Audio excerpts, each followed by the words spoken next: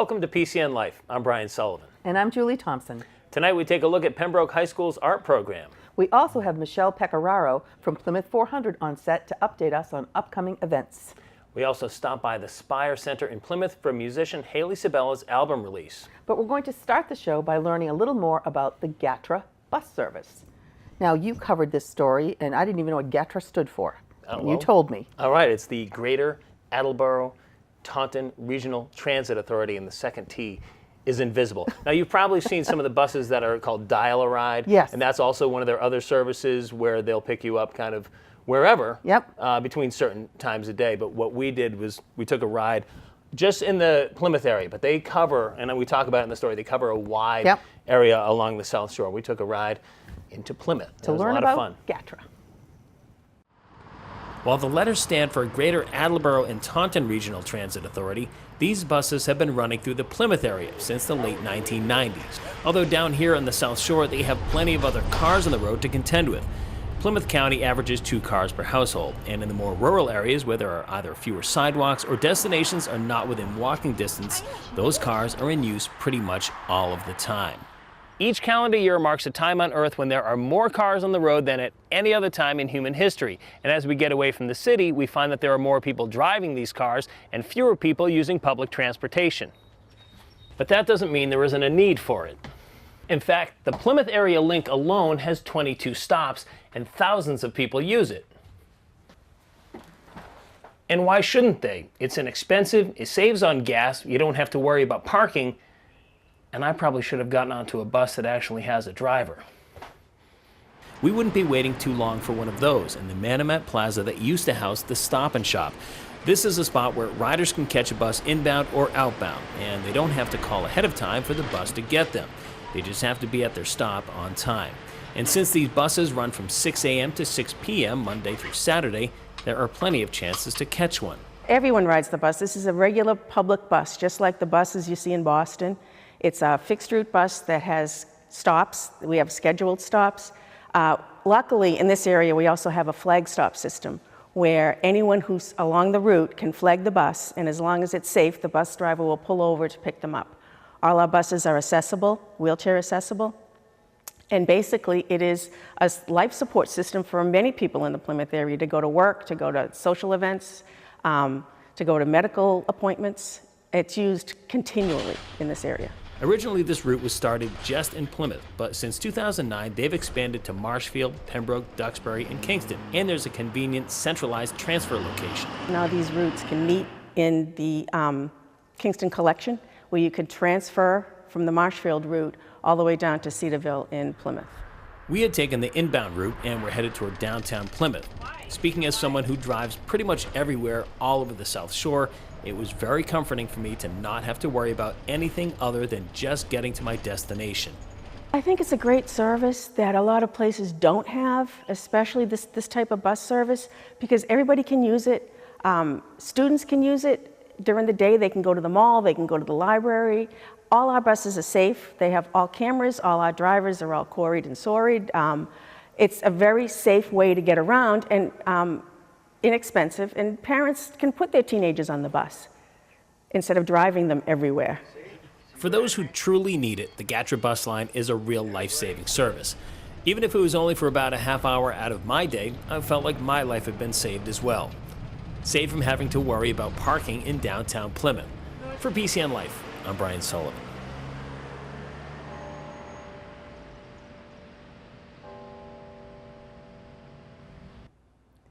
It's graduation season, so we headed over to Pembroke High School to get a different take on high school graduation from the vantage of its art department.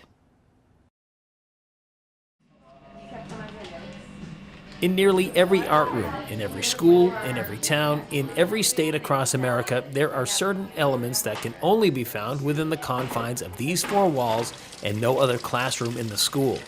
Here in this universe, buckets of used paintbrushes sit on the edges of sinks like lakefront properties. Countertops are covered in construction paper, just in case that squished bottle of acrylic paint erupts. Without art class, it's entirely possible that the world would never have learned about the color magenta, burnt sienna, or any burnt color for that matter. And really, aside from the annual art show, it's pretty rare that the contents of this room are ever even seen by outsiders. That all changed when the art department at Pembroke High School decided to turn the entire school into a canvas. We were hoping to basically improve the school, like the overall look of the school. And the kids basically started off researching an art, like a famous artist. They found a famous artist, they did their own small painting of it, and then they put it on the wall. Easier said than done. Many of these young artists transposed the images from their smartphones onto the concrete block walls. Yep, no tracing paper or overhead projector for assistance either. Of course, this isn't the first semi-permanent art to be put on display. All one needs to do is look at the ceiling tiles in several places throughout the school. The ceiling art we've been doing for maybe 7 years, so it's just a way for the kids to leave something behind. So you can see, like, my ceiling's already almost full, so now we're out into the hallway. Teachers request them. Sometimes kids want to do them for other teachers, so now they're in like other teachers' classrooms, and that's just like a way for the kids to like leave their mark behind in the school. At the time of this interview, the school was also gearing up for its annual art show. Students from all grades and art classes lined the walls and filled the halls with their pieces. This hall here on the 3rd floor was set aside for seniors only. It's basically like their studio space, like it's their space. The seniors take care of it all. They bring in work from freshman year all the way up until their senior year, and it's really, really cool. You get to see like all of the stuff that they've done in the 4 years. In a teacher's life, students come and go. It's just the natural cycle. And while teachers are instructors and disciplinarians, there's a nurturing component to their job, particularly in art, where the progression is so palpable. It's awesome to see, like, I've known them since freshmen, so to see their artwork as seniors too, because I get to see like the improvements from freshman year to senior year. But yeah, I know, I'm so happy for them, but it's time for them to move on. I'm excited, but it is sad. I almost like walked one girl out of the school the other day because it was like she was my own daughter, and I was like walking her off to college because it was like, you know, it was kind of sad. But as one class leaves for good, a new one will soon join the ranks in just a few short months, and the cycle will start all over again. Meanwhile, those rooms with the brushes, wooden modeling figures, and paints will still be there, tucked away in the corner on the 3rd floor at Pembroke High School. This place is a really fun place to be, but we expect people to work hard and be nice. Like, be nice to people. It's a great environment in here, but work hard on your artwork. We don't just play. We're like really work. Like, the kids are like really like producing some awesome artwork. In Pembroke, for PCN Life, I'm Brian Sullivan. We are so pleased to have on set today Michele Pecoraro, who is the Executive Director of the Plymouth 400. Welcome back, Michele. Thank you so much, Julie. So good to have you. For the people that don't really know about the 400, and I can't imagine who doesn't, but talk a little bit about how your organization got started and what your mission is. Sure, yes. Plymouth 400 was really begun around a kitchen table, probably around 2004, by Reverend Peter Gomes and Jim and Peggy Baker and Ken Tavares and a handful of people who knew that this was going to be big and that it was on its way. In 2009, it was incorporated, and a board of directors was formed, and I came on in 2014. Okay, and the mission of the 400 is what exactly? So our mission is to produce a fitting commemoration in every way for the Commonwealth of Massachusetts and for the United States of America. And this is our 400th birthday, really, right? Before the birthday of people coming here? Yeah, we don't call it that. Yeah. We call it a commemoration rather than a celebration, and we call it an anniversary rather than a birthday party. And the reason for that is that we are working very closely for the first time ever with the Wampanoag tribes of Aquinnah and Mashpee. Mm-hmm. And there weren't always happy things to report from 1620 from their perspective. And also, half of the people who came on the Mayflower died the first winter. Right. So that's not very celebratory either. No. So while there will be many celebrations within the commemoration, overall we call it a commemoration in respect for those people who passed and those people who had a rough time after. And the people who came here and started this whole great country that we have. Now, we are actually, there's 4 different nations that are going to be involved in this with the United States. Yes. So talk a little bit about that. Yeah, we call it a 4-nation commemoration, and that is because we are working together with our counterparts over across the pond in England. Yeah. There are 12 communities over there where the Pilgrims hailed from that are participating. Okay. We are also working with Leiden in the Netherlands, where the Pilgrims lived for 12 years before they came here. And a lot of people don't know that. No, that's a part of the Yep. story that gets kind of Yep. obscured. Yep. And so Leiden 2020 is among our partners, and then the two federally recognized Wampanoag tribes, we call that Wampanoag Nation, and then of course the United States. Right. And us here That's in wonderful. So it's really a universal and global happening. It is definitely a Yeah. global happening, Yeah. yes. Let's talk a little bit about what we're doing this summer and how you raise your money, and Yeah. let's go into that. So in addition to seeking major sponsorship Yep. for events and programs, which is ongoing, and we're working, I have a director of development, Nat Arata, who has been working diligently on that part. We also have some revenue streams that help us, to fund the commemoration, and that is we have official merchandise, which you can either buy online or you can come into our offices and buy from us, from our office. Yeah. We have license plates, our Now, that was a license big plates. thing. Yeah. Tell me about how that started, and Yeah. did you have to get approval from the state to do this? We or- did. Okay. Yeah, so there are specialty license plates that the state allows. Yeah. But you have to get 1,500 pre-sold, Pre-sold, really? Yeah, you have to guarantee them. exactly. Yep. Which we did. Yep. And so now you'll see them all over. Yeah. And you do. And they Yep. are still for sale through the registry now. We can't sell them any longer. But the registry does have them in their specialty license plate section. Excellent. And if you aren't sure how to do that, if you come into our office, we'll help you to register for that license plate. Great. Okay. So we have that, and we have merchandise. And merchandise. Okay. And we also have a business partner program. So in addition to these major sponsors who are going to give, many, many thousands of dollars, Yep. we want to make sure that our local communities are able to participate, Yes. even if they can't come up with that kind of funding. Right. So we have a business partner program, which is for local and regional businesses, and we have about 100 of those currently, and those are people who pledge a certain amount of money over a certain number of years towards the commemoration, and we recognize them As your partners. as They're a included group. in the Yes. all the information that goes out. Absolutely. That they're listed as a partner. Right. Now, talk a little bit about your biggest fundraiser, which is going on this summer.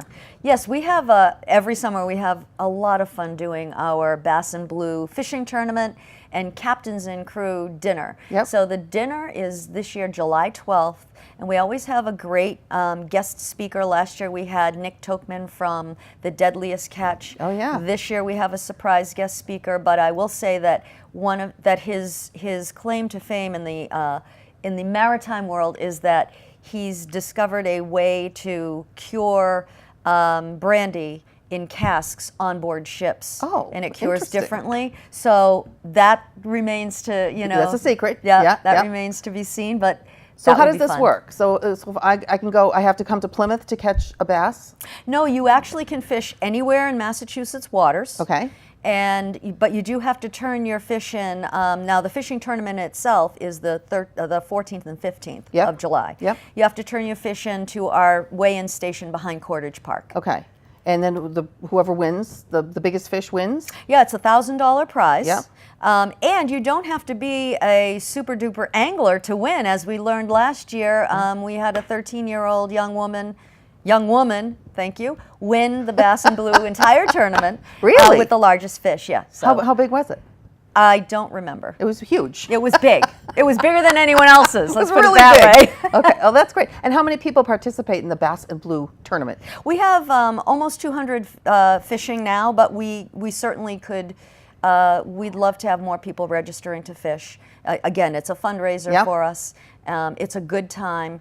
If people want to buy tickets to the captains and crew dinner, they don't have to be fishing to do that. Okay. That can be. It's open to Anybody the can do general that. Okay. public. Okay. We have a great, huge amount of silent auction items Yeah. and raffle items at that. So this is a it's big lot of fundraiser fun. for you. It's a lot Yeah, of fun. Yeah. Yeah. Now, a little off subject, a little bit. The Mayflower 2, which is not obviously not here in Plymouth. Right. How does that affect travel, tourism, the draw of Plymouth, or doesn't it have an effect? Well, I'm hoping that it has a pent up effect because, it is in Mystic Connecticut at Mystic Seaport being restored right now. It will probably be there until sometime mid-2019. Yep. And but when it comes back, it will come back to a lot of fanfare, and we're working closely with Plymouth Plantation to determine what that looks like as she comes back into port here in Plymouth in 2019. So that will be kind of a soft kickoff to 2020 when she's back in port. When she's back in port. Yeah. Now, what do you see? Okay, so 2020 happens. It's here. All the events happen. Are they happening all year long in 2020? Are there certain specific dates that are really important? Yes. Okay. So we have 8 different events and programs that are the responsibility of Plymouth 400 for raising the funding and putting those on. So we have that whole schedule on our website. But we also are sanctioning events. So those are the signature events that we are responsible for. We're sanctioning other events. So for example, First Night Boston in 2019 will have Plymouth 400 themes. Oh. And so that will be a sanctioned event. We have some organizations out in Turners Falls, Massachusetts, who are working on doing some events around their history, Native history out there. We will, of course, we're working very closely with the Thanksgiving Parade, and they are certainly a sanctioned event, but we actually are partnering with them on Illuminate Thanksgiving during that week.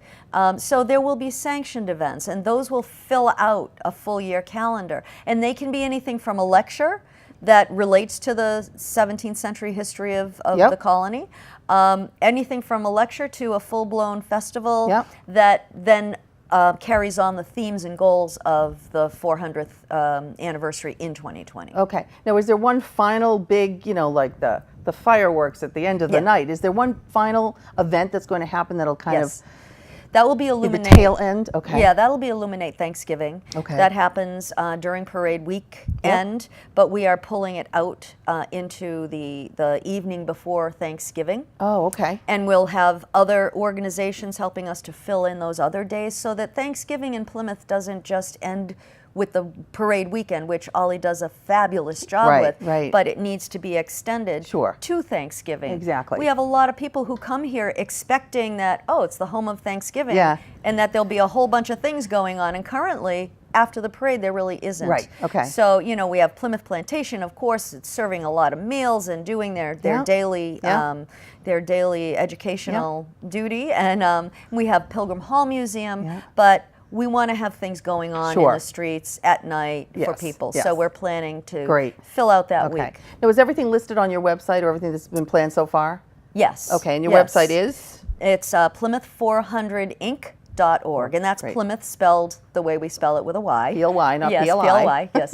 Plymouth400inc.org. Great. Thank you, Michele Pecoraro. Well, thank you, Julie. Appreciate you being here and giving us all this info. We'll have you back for updates. Absolutely. Okay. You may have seen Hayley Sabella around town running the barn show of summers past at Holmes Farm, or playing gigs around town, or even in Cambridge. After 3 years of hard work, she has recently released her sophomore album, Forgive the Birds, and it has been met with glowing reviews. Noted by Billboard magazine and hailed as one of Rolling Stone's 10 country artists to watch, PCN stopped in with her at her recent album release to hear more from the artist herself.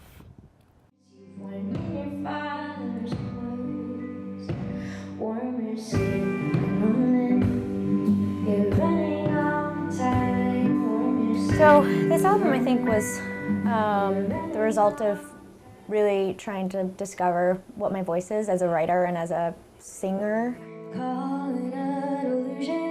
So it took me like 3 years to, probably 4 years if we include writing, to kind of fully manifest the different ideas and get the collection of songs to where I wanted them to be.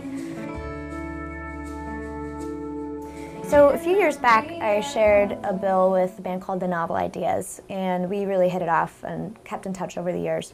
And then Daniel and I got together, and we were just kind of, you know, playing some music, and I showed him some of the new songs I was working on, and he really responded to them. And so we kind of just started demoing out the songs and getting in his living room and just kind of getting it to sound the way that we wanted to.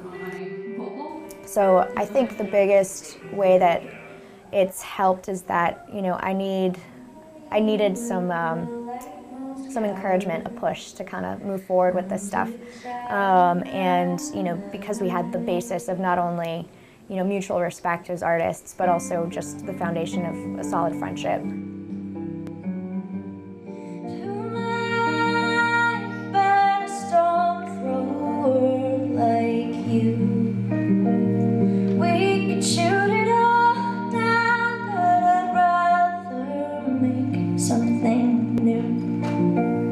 I hope people hear this album and feel like I connected with them.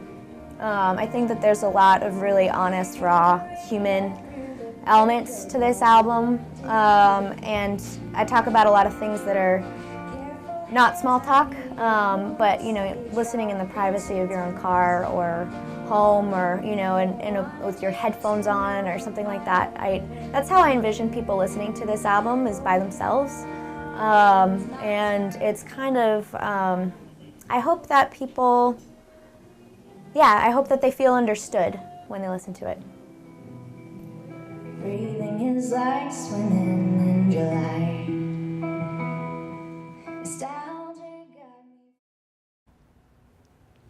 And we've been following Hayley for a few years now. We've had her on the set, and it's so good to see her just progressing in her sophomore album. We wish her the best of luck. That's a big deal, making your second album. Yeah. You know, it's, I remember seeing her playing at clubs years ago. Yeah. And boy, it's nice when you got some homegrown talent like that, really she's come doing a their long part way. to make it big. Good luck, Hayley.